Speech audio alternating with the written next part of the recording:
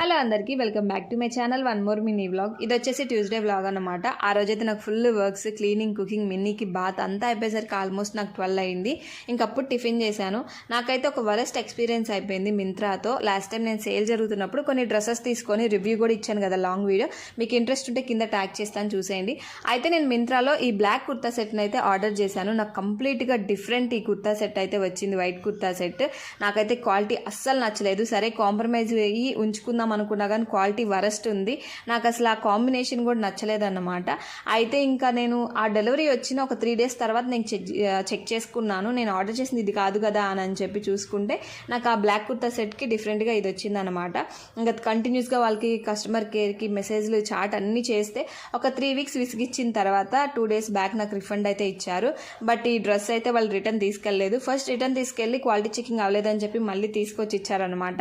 ఇంకా తర్వాత అయితే నాకు రిఫండ్ వచ్చిన తర్వాత వాళ్ళైతే ఈ డ్రెస్ తీసుకెళ్ళలేదు. నేనైతే కనీసం దీన్ని ట్రై కూడా చేయలేదు. ఏదైనా ఫస్ట్ చెక్ చేసుకోవాలి, అప్పుడే ఈ తలనొప్పులు ఉండవని అర్థమైంది. అంతే.